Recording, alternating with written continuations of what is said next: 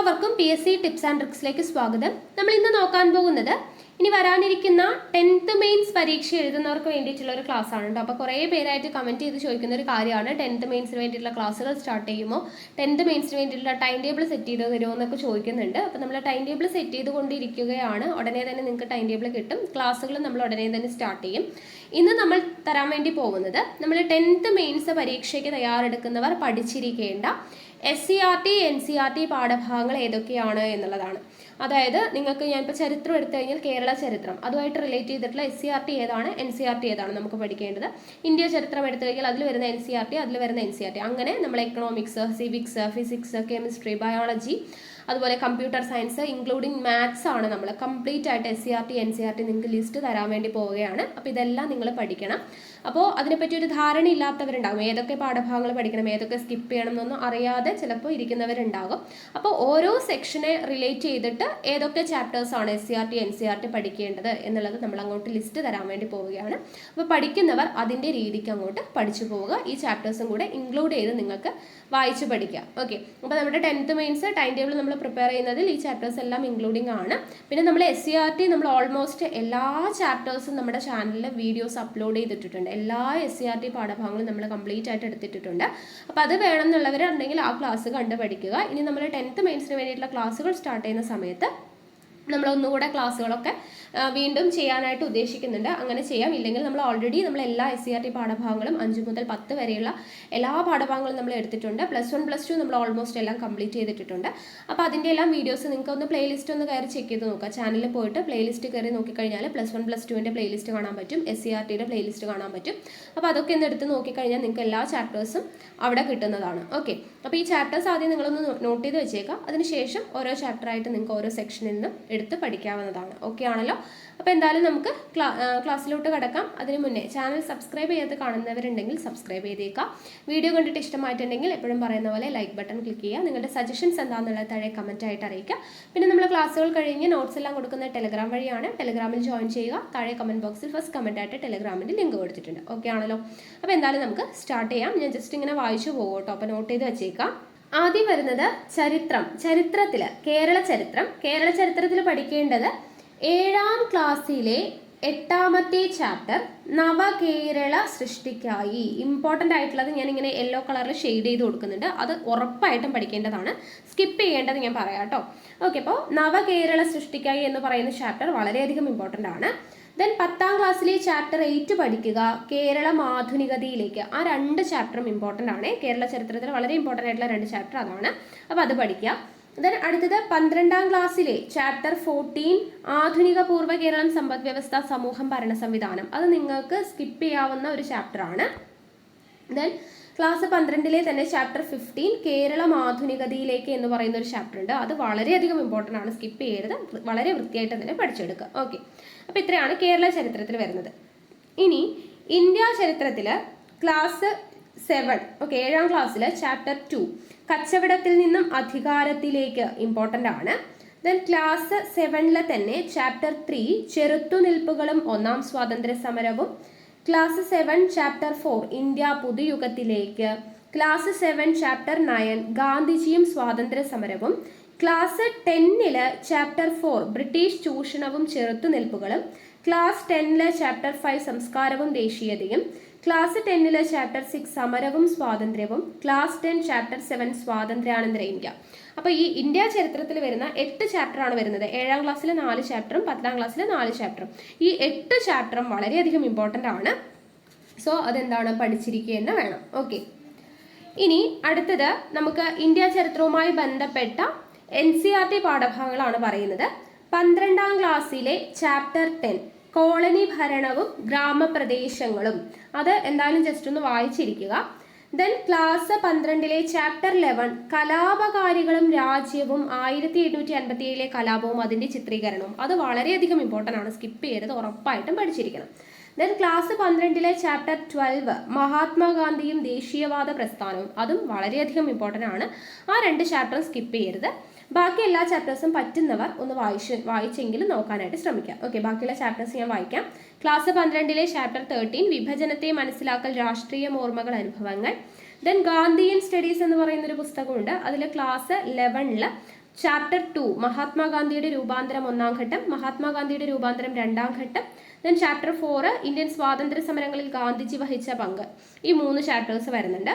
പിന്നെ political സയൻസിലെ part 1 chapter 4 ഇന്ത്യയുടെ വിദേശ ബന്ധങ്ങൾ, ജനാധിപത്യ ക്രമത്തിന്റെ പ്രതിസന്ധി, ജനകീയ പ്രസ്ഥാനങ്ങളുടെ ആവിർഭാവം. അപ്പോൾ ഈ 3 ചാപ്റ്ററും ഇമ്പോർട്ടൻ്റ് തന്നെയാണ്. പറ്റുന്നവർ എന്തായാലും അതൊന്ന് വായിച്ച് പഠിക്കാനായിട്ട് ശ്രമിക്കുക കേട്ടോ. ഓക്കെ, അപ്പോൾ ഇത്രയാണ് ഇന്ത്യ ചരിത്രത്തിൽ വരുന്നത്. ഇനി ലോക ചരിത്രം എടുത്തു കഴിഞ്ഞാൽ ഇവിടെ നമുക്ക് ഇമ്പോർട്ടൻ്റ് ആയിട്ടുള്ള ക്ലാസ് 7 ചാപ്റ്റർ 1 യൂറോപ്പ് പരിവർത്തന പാതയിൽ, ദെൻ ക്ലാസ് 10 ചാപ്റ്റർ 1 ലോകത്തെ സ്വാധീനിച്ച വിപ്ലവങ്ങൾ, ക്ലാസ് 10 ചാപ്റ്റർ 2 ലോകം 20-ാം നൂറ്റാണ്ടിൽ, ക്ലാസ് 10 ചാപ്റ്റർ 2 വിപ്ലവങ്ങളുടെ കാലഘട്ടം. അപ്പോൾ ഈ പറയുന്ന 3 ചാപ്റ്ററും 2011 വേർഷൻ ആണ് കേട്ടോ. അപ്പോൾ അത് നിങ്ങൾക്ക് കിട്ടുമെങ്കിൽ നിങ്ങൾ ജസ്റ്റ് വായിച്ച് നോക്കാനായിട്ട് ശ്രമിക്കുക. ഇല്ലെങ്കിൽ കുഴപ്പമില്ല, ഈ പറയുന്ന ബാക്കി ചാപ്റ്റേഴ്സ് പഠിച്ചാലും മതിയാകും. ദെൻ പ്ലസ് 2 ചാപ്റ്റർ 6 അന്തർദേശീയ സംഘടനകൾ എന്ന് പറയുന്ന ചാപ്റ്റർ. അപ്പോൾ ഇത്രയും ചാപ്റ്റർ ലോക ചരിത്രമായിട്ട് റിലേറ്റ് ചെയ്തിട്ട് പഠിക്കുക. ഇനി നമുക്ക് ഭൂമിശാസ്ത്രത്തിൽ കേരള ഭൂമിശാസ്ത്രം, അതിൽ 2 ചാപ്റ്ററാണ് SCRT വരുന്നത്. അത് മസ്റ്റായിട്ടും പഠിച്ചിരിക്കണം. ക്ലാസ് 5 ചാപ്റ്റർ 10 കേരളക്കരയിൽ, ക്ലാസ് 6 ചാപ്റ്റർ 3 കേരളം മണ്ണും മഴയും മനുഷ്യനും. ഇനി അടുത്തത് ഇന്ത്യ ചരിത്രമാണ്. ഇന്ത്യ ഭൂമിശാസ്ത്രമാണ് പറയുന്നത്. ക്ലാസ് 5 ചാപ്റ്റർ 11 നമ്മുടെ ഇന്ത്യ ഇമ്പോർട്ടൻ്റ് ആണ്. ക്ലാസ് 7 ചാപ്റ്റർ 13 ഇന്ത്യയിലൂടെ, ക്ലാസ് 10 ചാപ്റ്റർ 7 വൈവിധ്യങ്ങളുടെ ഇന്ത്യ, ക്ലാസ് 10 ചാപ്റ്റർ 8 ഇന്ത്യയുടെ സാമ്പത്തിക ഭൂമിശാസ്ത്രം. ഈ പറയുന്ന 4 ചാപ്റ്ററും വിട്ടുകളയാതെ പഠിക്കണം. ഇനി അടുത്തത് NCERT പറയുമ്പോൾ ക്ലാസ് 11 ചാപ്റ്റർ 1 ഇന്ത്യ സ്ഥാനം, ക്ലാസ് 11 ചാപ്റ്റർ 2 ഭൂപ്രകൃതി, ക്ലാസ് 11 ചാപ്റ്റർ 3 നീരൊഴുക്ക് വ്യൂഹം, ക്ലാസ് 11 ചാപ്റ്റർ 4 കാലാവസ്ഥ, ക്ലാസ് 11 ചാപ്റ്റർ 5 സ്വാഭാവിക സസ്യജാലങ്ങൾ. അത് വായിച്ചു നോക്കുക. ക്ലാസ് 11 ചാപ്റ്റർ 6 മണ്ണ്, ക്ലാസ് 11 ചാപ്റ്റർ 7 പ്രകൃതിക്ഷോഭങ്ങളും പ്രകൃതി ദുരന്തങ്ങളും എന്ന് പറയുന്ന ഭാഗം. ഓക്കെ, അതെല്ലാം ഇമ്പോർട്ടൻ്റ് തന്നെയാണ്. അപ്പോൾ മാക്സിമം പറ്റുന്ന രീതിയിലെല്ലാം പഠിക്കുക. ഓക്കെ, അപ്പോൾ ഇതിൽ ഇന്ത്യയുടെ സ്ഥാനം, ഭൂപ്രകൃതി, കാലാവസ്ഥ എന്ന് പറയുന്നത് ഒട്ടും നിങ്ങൾ സ്കിപ്പ് ചെയ്യാതെ പഠിക്കേണ്ട ചാപ്റ്റേഴ്സാണ്. ദെൻ അടുത്തത് ലോകത്തിൻ്റെ ജോഗ്രഫി എന്ന് പറയുമ്പോൾ ക്ലാസ് 5 ചാപ്റ്റർ 5 പ്രപഞ്ചം എന്ന മഹാത്ഭുതം.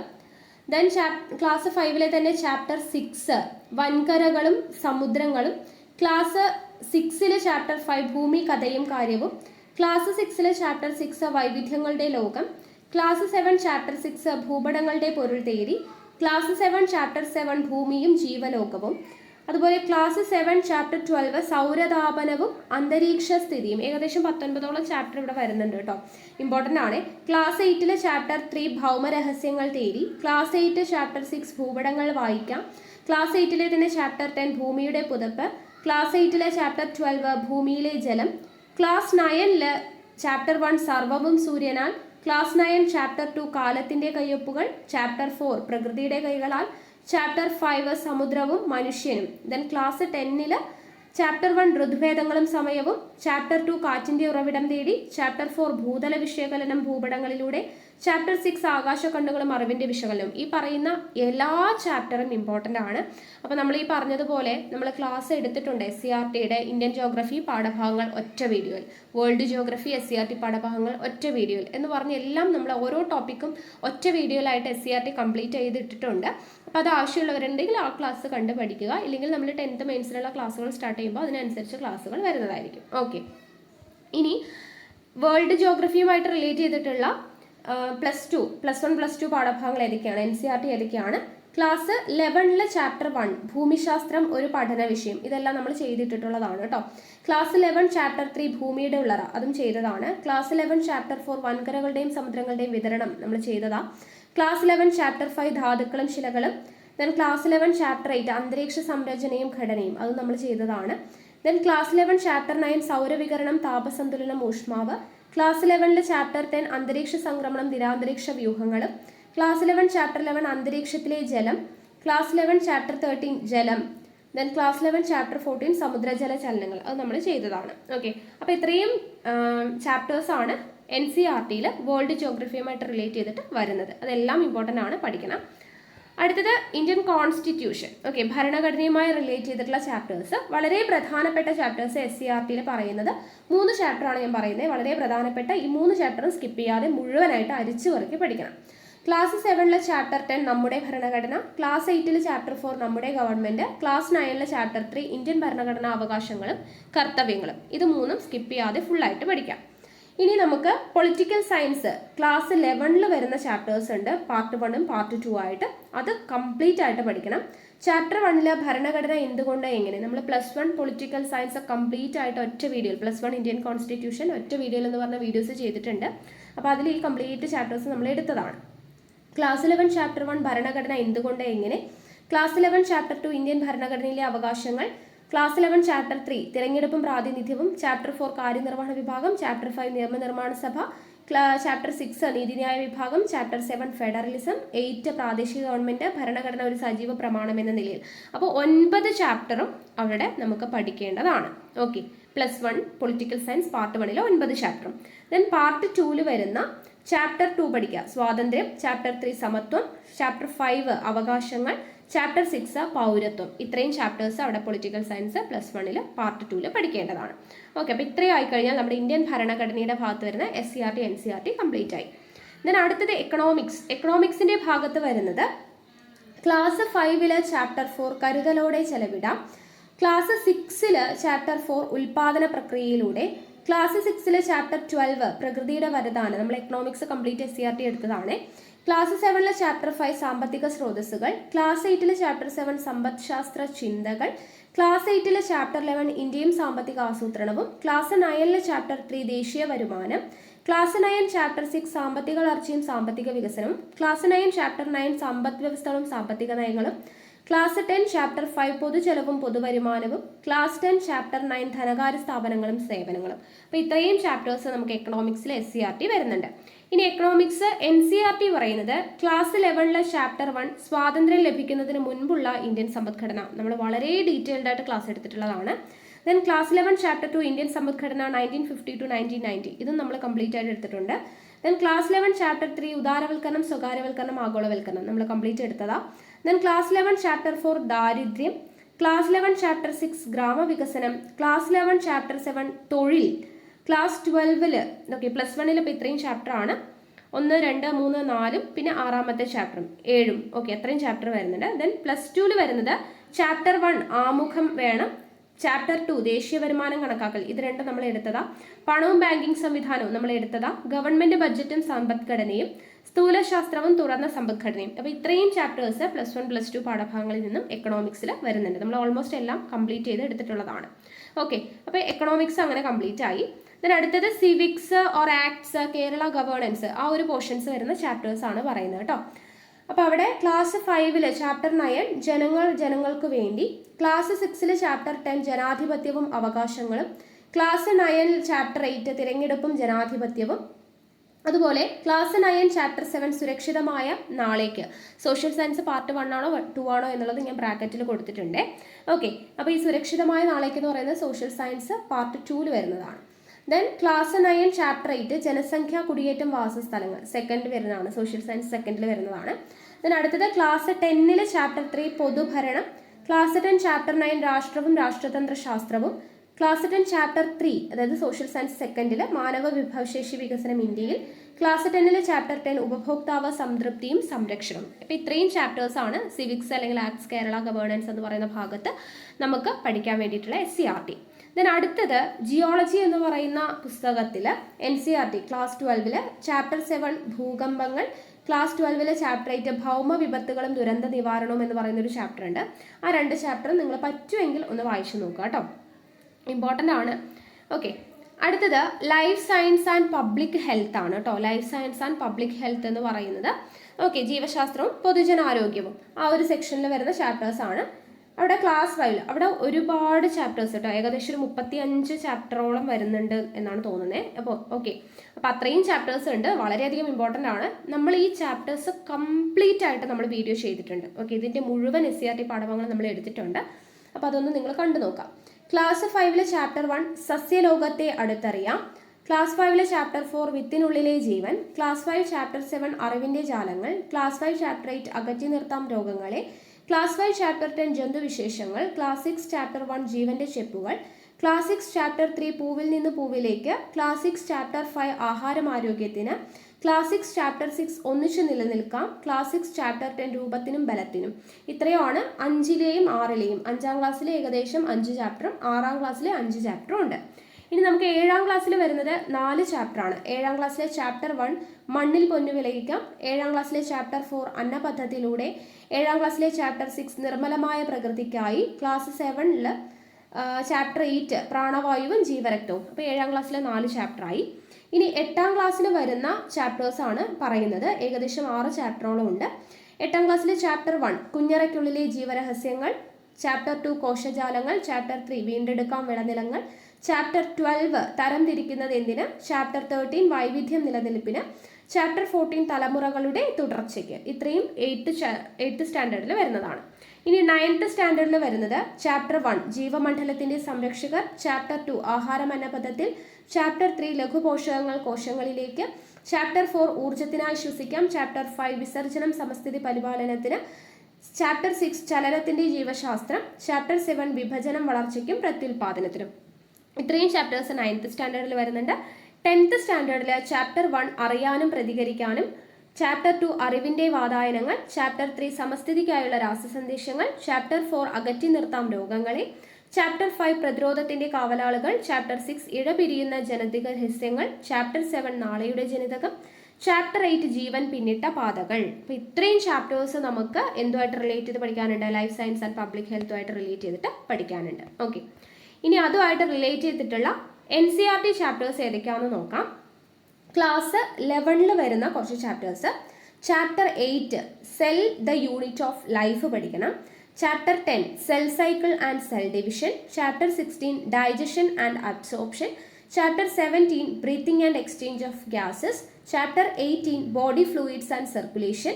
Chapter 19 excretory products and their elimination. Chapter 20 locomotion and movement. 21 neural control and coordination. Chapter 22 chemical coordination and integration. ഇപ്പോൾ ഇത്രയും ചാപ്റ്റേഴ്സ് +1 ബയോളജിയിൽ വരുന്നുണ്ട്. ഇനി +2 ബയോളജിയിൽ വരുന്നത് chapter 8 human health and disease. Chapter 9 strategies four enhancement in food production. Chapter 10 microbes in human welfare. Chapter 13 organisms and populations. Chapter 14 ecosystem. Chapter 15 biodiversity and conservation. Chapter 16 environment issues. ഇത്രയും chapters +1 +2 NCERTയിൽ വരുന്നുണ്ട് ബയോളജിയിൽ. Then അതുപോലെ +1 political സയൻസിൽ part 2ൽ chapter 8 ഉണ്ട്, പരിസ്ഥിതിയും പ്രകൃതി വിഭാഗങ്ങളും എന്ന് പറയുന്നത്. ആ ഒരു ചാപ്റ്റർ നമുക്ക് ഈ ഒരു സെക്ഷനിൽ പഠിക്കേണ്ടതാണ്.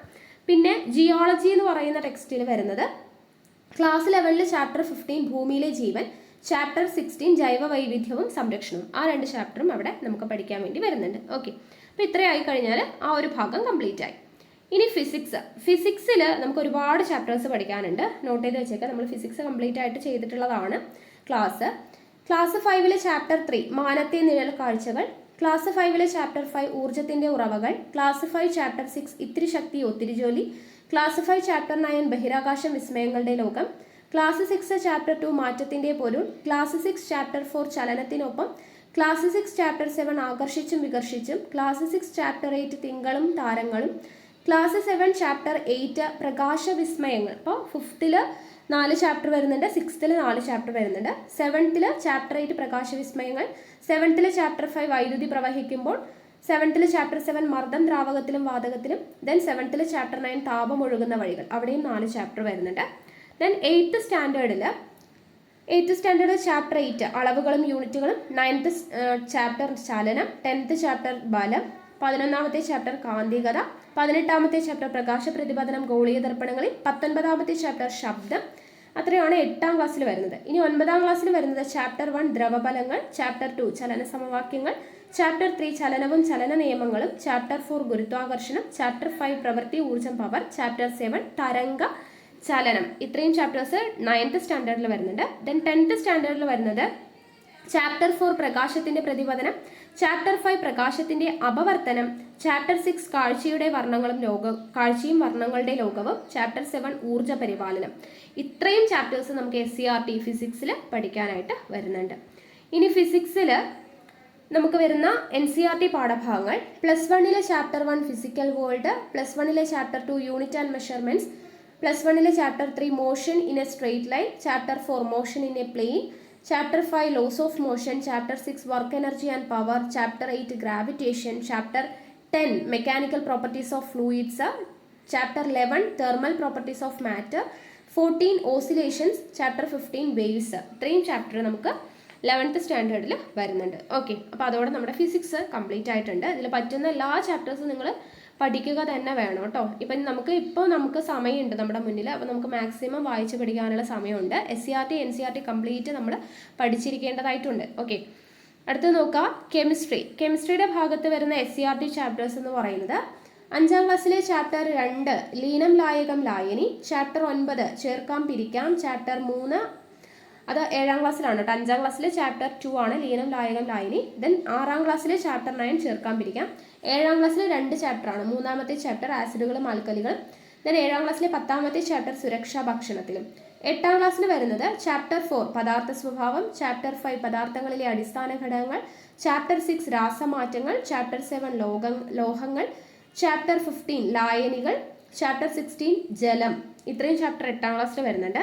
ദെൻ 9ാം ക്ലാസ്സിൽ വരുന്നത് ചാപ്റ്റർ 1 ആറ്റത്തിന്റെ ഘടന, ചാപ്റ്റർ 2 രാസബന്ധനം, ചാപ്റ്റർ 3 റിഡോക്സ് പ്രവർത്തനം രാസപ്രവർത്തന വേഗവും, ചാപ്റ്റർ 4 പീരിയോഡിക് ടേബിൾ, ചാപ്റ്റർ 5 ആസിഡുകൾ ബേസുകൾ ലവണങ്ങൾ, ചാപ്റ്റർ 6 അലോഹങ്ങൾ, കാർബണിന്റെ ലോകം. അത്രയും ചാപ്റ്റേഴ്സ് ആണ് നമുക്ക് 9th വരുന്നത്. ഇനി 10th വരുന്നത് ചാപ്റ്റർ 1 പീരിയോഡിക് ടേബിളും ഇലക്ട്രോൺ വിന്യാസവും, ചാപ്റ്റർ 2 വാതക നിയമങ്ങളും മോൾ സങ്കല്പനവും, ദെൻ ചാപ്റ്റർ 3 ക്രിയാശീല ശ്രേണിയും വൈദ്യുത രസതന്ത്രവും, ചാപ്റ്റർ 4 ലോഹ നിർമ്മാണം, ചാപ്റ്റർ 5 അലോഹ സംയുക്തങ്ങൾ. ഇത്രയും ചാപ്റ്റേഴ്സ് നമുക്ക് കെമിസ്ട്രിയിൽ വരുന്നുണ്ട്. ഇനി കെമിസ്ട്രിയിൽ വരുന്ന +1 +2 ഭാഗങ്ങൾ നോക്കാം. +1ലാണ് കൂടുതലുള്ളത്. അപ്പോൾ class 11 chapter 15 structure of atom, chapter 15 classification of elements and periodicity in properties, then hydrogen എന്ന് പറയുന്ന 15th chapter, then the S block elements, then P block elements, then അത്രയും +1 വരുന്നുണ്ട്. Then class 12 chapter 15 solutions, the P block elements, the D and F block elements. ഇത്രയും വരുന്നുണ്ട്. Okay, അപ്പോൾ ഇത്രയായി കഴിഞ്ഞാൽ നമ്മുടെ chemistry complete ആയി. ഇനി അടുത്തത് ബേസിക്സ് ഓഫ് കമ്പ്യൂട്ടർ ആണ്. ബേസിക്സ് ഓഫ് കമ്പ്യൂട്ടറിൽ നമുക്ക് പ്രധാനമായിട്ടും NCRT ആണ് നമുക്ക് പഠിക്കേണ്ടത്. ക്ലാസ് 11 ചാപ്റ്റർ 1 പഠിക്കുക, കമ്പ്യൂട്ടറിലെ അടിസ്ഥാന ഘടകങ്ങൾ, ചാപ്റ്റർ 2 കമ്പ്യൂട്ടർ സിസ്റ്റത്തിന്റെ ഭാഗങ്ങൾ, ചാപ്റ്റർ 8 പഠിക്കുക കമ്പ്യൂട്ടർ ശൃംഖലകൾ, ചാപ്റ്റർ 9 ഇന്റർനെറ്റ്, ചാപ്റ്റർ 10 വിവര സാങ്കേതിക വിദ്യയുടെ ഉപയോഗം. ഇത്രയും ചാപ്റ്റേഴ്സാണ് നമുക്ക് ബേസിക്സ് ഓഫ് കമ്പ്യൂട്ടർ പഠിക്കാൻ വേണ്ടിയിട്ടുള്ള NCRT ചാപ്റ്റേഴ്സ്. ഓക്കെ, അതിൽ ഹ്യൂമാനിറ്റീസ് കമ്പ്യൂട്ടർ ആപ്ലിക്കേഷൻ എന്ന് പറയുന്ന ടെക്സ്റ്റ് എടുത്താൽ മതിയാവും. അടുത്തത് മാത്സ് ആണ്. മാത്സിൽ നമുക്ക് പഠിക്കേണ്ട ചാപ്റ്റേഴ്സ് SCRT പറയുന്നുണ്ട്. ക്ലാസ് 5 ചാപ്റ്റർ 1 മുതൽ നമുക്ക് 8 വരെയുള്ള ചാപ്റ്റേഴ്സ് പഠിക്കണം. 5ാം ക്ലാസ്സിൽ 1 to 8 കേട്ടോ. സംഖ്യാലോകം, വരകൾ ചേരുമ്പോൾ, ഭാഗം വെക്കൽ, വൃത്തങ്ങൾ, ഭാഗങ്ങളുടെ സംഖ്യ, പരപ്പിന്റെ അളവ്, സംഖ്യകൾക്കുള്ളിൽ ഭാഗങ്ങൾ ചേരുമ്പോൾ, അങ്ങനെ 8 ചാപ്റ്റർ നമുക്ക് വരുന്നുണ്ട് 5ാം ക്ലാസ്സിൽ. അത് കംപ്ലീറ്റ് ആയിട്ട് പഠിക്കാം. ദെൻ 6th സ്റ്റാൻഡേർഡിൽ നമുക്ക് ഓൾമോസ്റ്റ് 7 വരെ കണ്ടിന്യൂസ് ആയിട്ട് വരുന്നുണ്ട്. പിന്നെ 9ാമത്തെ ചാപ്റ്ററും പഠിക്കണം. ഓക്കെ, കോണുകൾ, ശരാശരി, ഭിന്നസംഖ്യകൾ, വ്യാപ്തം, ദശാംശ രൂപങ്ങൾ, സംഖ്യകൾ, ദശാംശ രീതി, 100ൽ എത്ര. ഇത്രയും ചാപ്റ്റേഴ്സ് 6th സ്റ്റാൻഡേർഡിൽ വരുന്നുണ്ട്.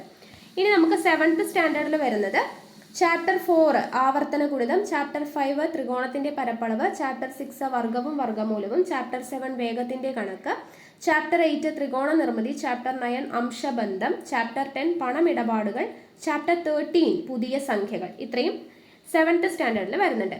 ഇനി 8th സ്റ്റാൻഡേർഡിൽ വരുന്നത് ചാപ്റ്റർ 2 സമവാക്യങ്ങൾ, ചാപ്റ്റർ 4 സർവ്വസമവാക്യങ്ങൾ, ചാപ്റ്റർ 5 പണം വിനിമയം, ചാപ്റ്റർ 7 അംശബന്ധം, ചാപ്റ്റർ 9 ന്യൂനസംഖ്യകൾ. ഇത്രയുമാണ് നമുക്ക് അവിടെ 8th സ്റ്റാൻഡേർഡിൽ. ഇനി 9th സ്റ്റാൻഡേർഡിൽ ചാപ്റ്റർ 2 ദശാംശ രൂപങ്ങൾ, ചാപ്റ്റർ 3 സമവാക്യ ജോഡികൾ, ചാപ്റ്റർ 4 പുതിയ സംഖ്യകൾ, ചാപ്റ്റർ 8 ബഹുപദങ്ങൾ, ചാപ്റ്റർ 9 രേഖീയ സംഖ്യകൾ. അതുപോലെ ചാപ്റ്റർ 11 സ്തംഭങ്ങൾ, ചാപ്റ്റർ 12 അനുപാതം. ഇനി ക്ലാസ് 10 ചാപ്റ്റർ 1 സമാന്തര ശ്രേണി, ചാപ്റ്റർ 4 രണ്ടാം കൃതി സമവാക്യങ്ങൾ, ചാപ്റ്റർ 3 സാധ്യതകളുടെ ഗണിതം, ചാപ്റ്റർ 6 സൂചക സംഖ്യകൾ, ചാപ്റ്റർ 8 ഘനരൂപങ്ങൾ, ചാപ്റ്റർ 11 ബഹുപദങ്ങൾ, ചാപ്റ്റർ 12 സ്ഥിതി വിവര കണക്ക്. അപ്പോൾ ഇത്രയുമാണ് മാത്സിൽ വരുന്ന SCRT പോർഷൻസ്. ഓക്കെ ആണല്ലോ. അപ്പോൾ ഇത്രയും ആയിക്കഴിഞ്ഞാൽ നമ്മുടെ SCRT NCRT നിങ്ങൾക്ക് പഠിക്കേണ്ട പോർഷൻസ് എല്ലാം ആയിട്ടുണ്ട്. അപ്പോൾ ഞാൻ ഈ പറഞ്ഞതിൽ എല്ലാം പഠിക്കാൻ പറ്റുവാണെങ്കിൽ അത്രയും നല്ലത്. നമുക്കിനി മുന്നിൽ സമയമുണ്ട്.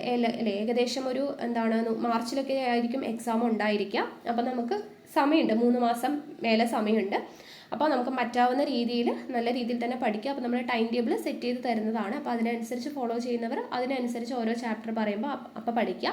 അല്ലാത്തവരുണ്ടെങ്കിൽ നിങ്ങൾക്ക് സമയമുണ്ടെങ്കിൽ ഇപ്പോൾ തന്നെ പഠിച്ച് തുടങ്ങിക്കോളാം. അപ്പോൾ ഇതുവരെയും പഠിച്ച് തുടങ്ങിയവരുണ്ടെങ്കിൽ നിങ്ങൾ ഇതിൽ ഏതെങ്കിലുമൊക്കെ ചാപ്റ്റേഴ്സ് വിട്ടു പോയിട്ടുണ്ടെങ്കിൽ അതെല്ലാം നിങ്ങൾ വൃത്തിയായിട്ട് പഠിക്കുക. ഓക്കെ, അപ്പോൾ ഈ പറഞ്ഞ എല്ലാ SCERT NCERT പാഠഭാഗങ്ങളും വായിക്കുന്നത് നല്ലതായിരിക്കും. ഇപ്പോൾ PSCയുടെ ഇപ്പോഴത്തെ ഒരു ട്രെൻഡ് അനുസരിച്ച് ക്വസ്റ്റ്യൻസ് ഒക്കെ വരുന്നത് കൂടുതലും SCERT NCERT ബേസ്ഡ് ആണ്.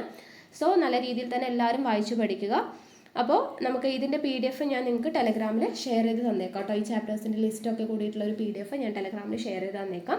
അപ്പോൾ നിങ്ങൾക്ക് നോട്ട് ചെയ്ത് വെക്കാനായിട്ട് എളുപ്പമായിരിക്കും. അപ്പോൾ അതിനനുസരിച്ച് പഠിച്ചു പോവാം. അപ്പോൾ 10th മെയിൻസിൻ്റെ ക്ലാസ്സുകൾ നമ്മൾ ഉടനെ തന്നെ സ്റ്റാർട്ട് ചെയ്യും. അപ്പോൾ ഏത് രീതിയിലാണ് ക്ലാസ്സുകൾ വേണ്ടത്, 10th മെയിൻസിന് നിങ്ങൾക്ക് ഏത് രീതിയിലുള്ള ക്ലാസ്സുകളാണ് വേണ്ടത്, ടൈം ടേബിൾ നമ്മൾ തരും. എങ്ങനെയുള്ള ക്ലാസ് ഏത് രീതിയിലാണ് തരേണ്ടത്, എപ്പം മുതൽ സ്റ്റാർട്ട് ചെയ്യണം, അങ്ങനെ എന്തെങ്കിലുമൊക്കെ സജഷൻസ് ഉണ്ടെന്നുണ്ടെങ്കിൽ താഴെ ജസ്റ്റ് ഒന്ന് കമൻറ്റ് ചെയ്തേക്കണേ. ഓക്കെ, അപ്പോൾ എന്തായാലും നമുക്ക് അടുത്ത ക്ലാസ്സിൽ കാണാം. താങ്ക്